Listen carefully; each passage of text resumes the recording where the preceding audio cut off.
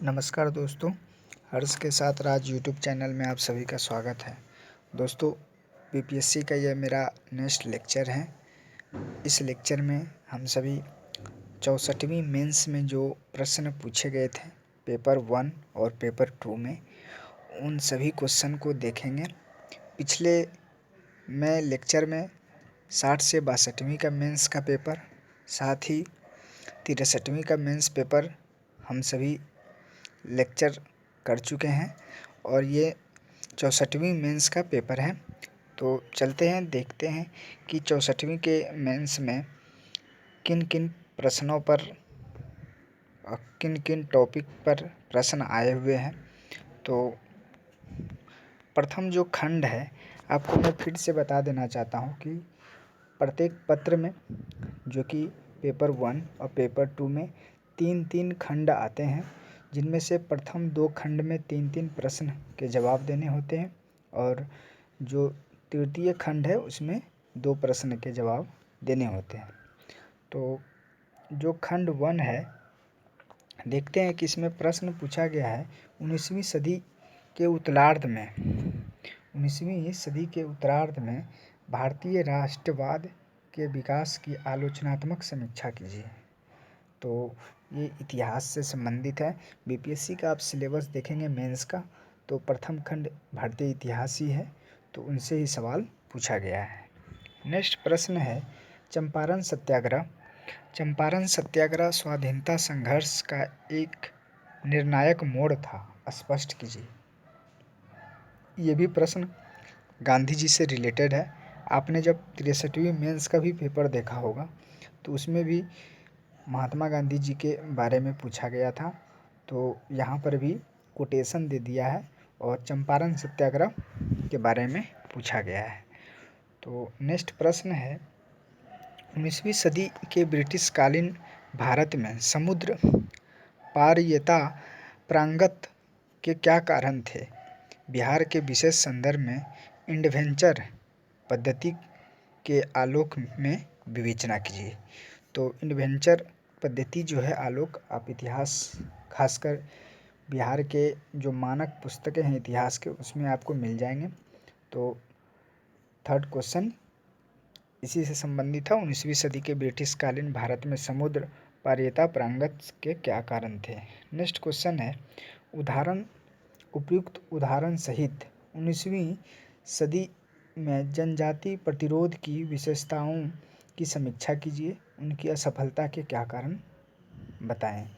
तो जो जनजाति विद्रोह हुआ था उनके 19वीं सदी में, उनके विशेषताओं को वर्णन करना है उदाहरण सहित। साथ में उन जनजाति विद्रोह जो कि अंग्रेज से हार चुके थे, उनके असफलता होने के क्या कारण हैं वो भी आपको बताने हैं। फिफ्थ क्वेश्चन है मौर्य कला तथा भवन निर्माण कला की विशेषताओं को स्पष्ट कीजिए तथा बौद्ध धर्म के साथ उनके संबंध पर भी प्रकाश डालिए।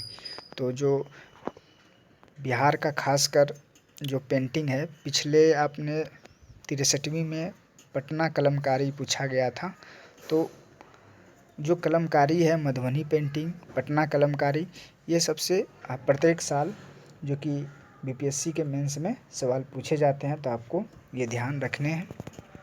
सिक्स्थ क्वेश्चन है, इसमें शॉर्ट नोट का आंसर देना था। तो प्रथम कह रहा है कि मजदूर वर्ग और राष्ट्रीय आंदोलन के बारे में बताना है आपको। दूसरा है जाति और धर्म से जुड़ी पहचान पर 1881 की जनगणना का प्रभाव देना है और नेहरू और धर्मनिरपेक्षता में क्या संबंध है उनके बारे में आपको बताना है। जो खंड 2 है, खंड 2 में देखिए करेंट से रिलेटेड सवाल रहते हैं।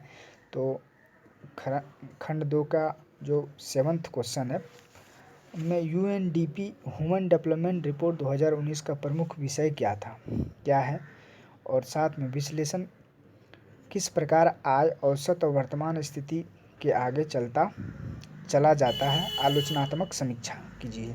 तो UNDP United Nation Development Programme है, उनका क्या मुख्य विषय रहा था उनके बारे में बताना है। साथ ही साथ आय औसत वर्तमान स्थिति को आगे चला जाता है, उनको आलोचनात्मक परीक्षण आपको करना है। 8th क्वेश्चन है, चबाहार बंदरगाह से होने वाले भारत के नए आयात निर्यात मार्ग के प्रमोचन से अफगानिस्तान और भारत के बीच व्यापार प्रोत्साहन की संभावनाओं की विवेचना कीजिए। तो जिस प्रकार वन बेल्ट वन रोड जिसने चीन और पाकिस्तान के मध्य समझौता हुआ था, उसी प्रकार से भारत ने ईरान में चबाहार बंदरगाह बनाया है। उनसे क्या फ़ायदे हैं, अफ़गानिस्तान और भारत के बीच व्यापार का कितना उससे फ़ायदा मिलेगा, उनको आपको बताना है। नेक्स्ट क्वेश्चन है, संयुक्त राष्ट्र टिकाऊ विकास समाधान नेटवर्क के अनुसार सुखदायिता के समर्थक प्रमुख सूचकों की समीक्षात्मक आलोचना कीजिए। तो आप United nation sustainable development solution network, उनके बारे में आपको बताना है और एसडीजी के बारे में ही है, तो आप आलोचनात्मक परीक्षण करना है। नेक्स्ट क्वेश्चन है, 10th क्वेश्चन है, दो राष्ट्रों के बीच लोगों के मुक्त आवागमन का जहाँ तक सवाल है, भारत ने नेपाल और भूटान के साथ मुक्त द्वार नीति क्यों अपनाया है, समझाना है।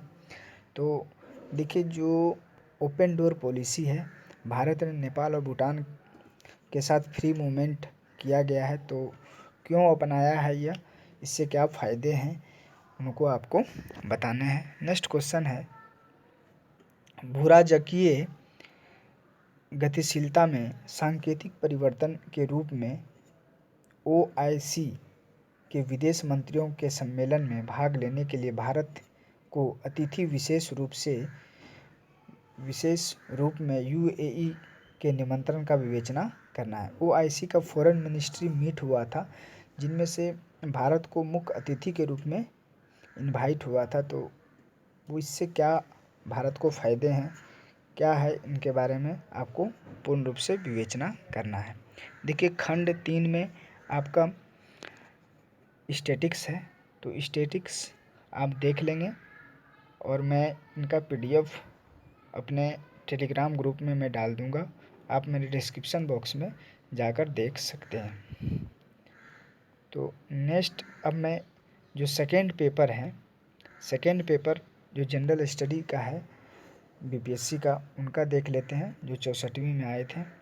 इनमें भी वही प्रोसेस है, 3 खंड में प्रश्न रहेंगे, जिनमें प्रत्येक 1 और 2 खंड से 3-3 सवाल का जवाब देना है और साथ में लास्ट खंड में आपको 2 सवाल का जवाब देने हैं। तो खंड 1 में देखिए, भारतीय राज्य व्यवस्था से संबंधित है, तो उनमें प्रश्न प्रथम पूछा गया है कि भारतीय संविधान अपनी प्रस्तावना में भारत को एक समाजवादी, धर्मनिरपेक्ष, लोकतांत्रिक गणराज्य घोषित करता है। इस घोषणा को क्रियान्वित करने के लिए कौन से संवैधानिक उपबंध किए गए हैं।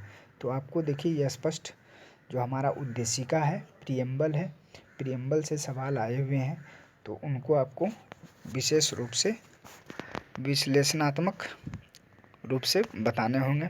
नेक्स्ट क्वेश्चन है, भारत में राजनीतिक में राज्यपाल की भूमिका का आलोचनात्मक परीक्षण कीजिए, विशेष तौर से बिहार के संदर्भ में। क्या वह केवल एक कठपुतली है।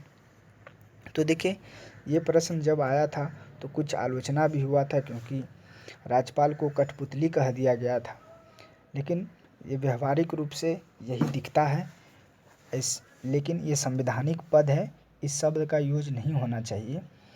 लेकिन जो प्रश्न पूछा गया है, क्या वर्तमान समय में किसी भी राज्य का राज्यपाल की भूमिका पर आपको आलोचनात्मक परीक्षण करना है कि कितना उसका प्रासंगिकता है, और जो लास्ट में लिखा हुआ है, और ख़ासकर बिहार के संदर्भ में, तो आपको इस प्रश्न का जवाब देना है।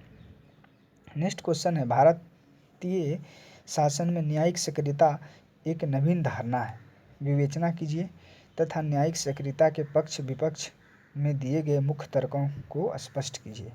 तो देखिए, न्यायिक सक्रियता से संबंधित यही है कि जो वर्तमान समय में कार्यपालिका द्वारा जो भी कोई कानून बनाया जाता है, तो उसमें भी माननीय उच्चतम न्यायालय या माननीय हाई कोर्ट द्वारा दखल दी जाती है। तो न्यायिक सक्रियता आपको पूरा स्पष्ट रूप से बताना है कि एक नवीन धारणा है, साथ में इससे क्या घाटे हैं, क्या लाभ हैं, उनके बारे में आपको मुख्य रूप से तर्क के साथ स्पष्ट करना है। नेक्स्ट क्वेश्चन है, बहुत अधिक राजनीतिक दल भारतीय राजनीति के लिए अभिशाप है। इस तत्व को बिहार के परिप्रेक्ष्य में स्पष्ट करना है।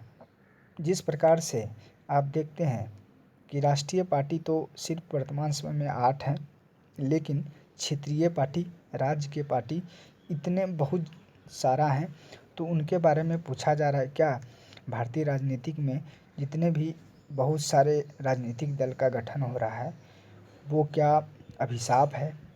और आपको विशेष तौर पर बिहार के संदर्भ में बताना है, तो आपको बिहार के जो क्षेत्रीय पार्टी हैं, राज्य की पार्टी हैं, उनके भी नाम वर्णित करने होंगे।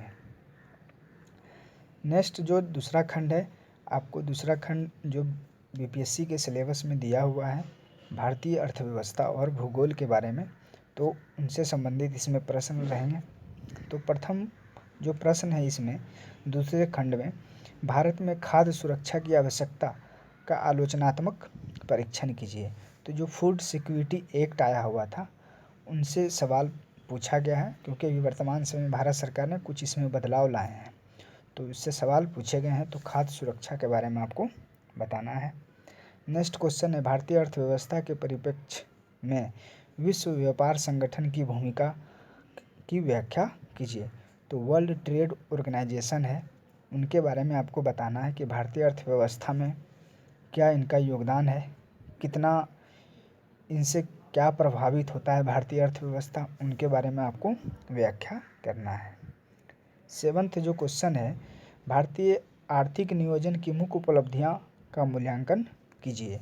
तो जो principle of achievement of Indian economic planning commission जो रहा, आर्थिक नियोजन में जितने भी आते हैं उनके बारे में आपको मुख्य जो अचीवमेंट रहा है उनके बारे में आपको मूल्यांकन करना है। नेक्स्ट क्वेश्चन है, जब तक भारत में जनसंख्या वृद्धि अवरुद्ध नहीं की जाती तब तक आर्थिक विकास को उसके सही रूप में नहीं देखा जा सकता है। इस कथन का परीक्षण कीजिए। तो देखिए स्पष्ट रूप से ये जनसंख्या, आपको यही ध्यान देना है कि कौन से शब्द जो हैं इस क्वेश्चन का मूल निर्धारक है, उन पर आपको विशेष देखिए। इसमें जनसंख्या वृद्धि अवरुद्ध पर दिया गया, आर्थिक विकास में जनसंख्या का क्या रोल है, ज़्यादा से ज़्यादा जनसंख्या होगा तो क्या आर्थिक विकास हो पाएगा, इन सारे चीज़ों को आपको ध्यान में रखते हुए इस सवाल का जवाब देने हैं। जो लास्ट खंड है इनका तीसरा खंड, उनमें जो कि साइंस टेक से संबंधित है, इसमें सवाल ये पूछे गए हैं कि भारत में नदियों का सुदृढ़ जाल होने के बाद भी कई ऐसे क्षेत्र हैं जो जलापूर्ति और विशेष रूप से पेयजल की कमी से जूझ रहे हैं। इस समस्या के समाधान हेतु जल प्रबंधन में विज्ञान और प्रौद्योगिकी की भूमिका को उदाहरण विवेचना कीजिए।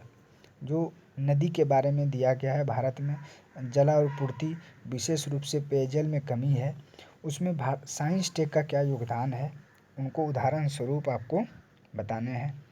नेक्स्ट क्वेश्चन है, विद्युत खपत की बढ़ती मांग एवं लगातार घटते पारंपरिक ऊर्जा स्रोतों के कारण देश वर्तमान में विद्युत ऊर्जा की कमी से जूझ रहा है। इस विकट ऊर्जा खपत मांग को नियंत्रित करने के लिए वर्तमान में विज्ञान एवं प्रौद्योगिकी द्वारा प्रदत्त माध्यमों का विस्तार से वर्णन कीजिए। जो वर्तमान समय में हमारा देश में विद्युत खपत इतनी तेज़ी से हो रही है, उनके बारे में बताना है आपको। और साथ में साइंस टेक जो विज्ञान और प्रौद्योगिकी है, उनके माध्यम से इस कमी को पूरा कैसे करना है, उनको आपको विस्तार से वर्णन करना है। नेक्स्ट क्वेश्चन है, वर्तमान सरकार विभिन्न राज्यों में स्मार्ट शहर विकसित करने के लिए प्रयासरत है। स्मार्ट शहरों के बारे में आपकी क्या परिकल्पनाएं हैं? आदर्श स्मार्ट शहर के विकास में विज्ञान एवं प्रौद्योगिकी की भूमिका की व्याख्या करना है। जिस प्रकार से भारत सरकार द्वारा स्मार्ट सिटी एक योजना लाया गया है, इनकी क्या प्रासंगिकता है और आपका क्या परिकल्पना है, स्मार्ट शहर होने से क्या फ़ायदे होंगे। साथ में इस स्मार्ट शहर की विकास में साइंस एंड टेक्नोलॉजी का कितना भूमिका है, आपको व्याख्या करना है। नेक्स्ट क्वेश्चन है, जनसंख्या में बहुमुखी वृद्धि एवं अयोजना के फलस्वरूप असंगत कचरा उत्पन्न हुआ है। विभिन्न प्रकार के कचरे की विवेचना कीजिए। इस समस्या को देश किस प्रकार विज्ञान एवं प्रौद्योगिकी की सहायता से दूर कर सकता है, विस्तार से इसका वर्णन कीजिए। तो दोस्तों, जनसंख्या जिस प्रकार से तेज़ी से बढ़ रही है हमारे देश का, उससे कचरा भी बहुत उत्पन्न हुआ है। आपको विभिन्न प्रकार के कचरे, ई वेस्ट आपको विशेष रूप से भी लिखना है। तो उन सभी को, कचरे के प्रकार को लिखते हुए साथ में इन सभी कचरों को दूर करने के लिए साइंस एवं तकनीक, जो विज्ञान और प्रौद्योगिकी है, किन रूप से दूर किया जा सकता है साइंस और टेक्नोलॉजी के माध्यम से, उनको आपको विस्तार से वर्णन करना है। तो दोस्तों, बीपीएससी का जो मेंस का क्वेश्चन है, आपको ये क्वेश्चन मैं पूरा पीडीएफ अपने टेलीग्राम ग्रुप में डाल दूँगा। तो आपको वीडियो कैसा लग रहा है, और आप मेरे चैनल से जुड़ जाएं। थैंक यू, धन्यवाद।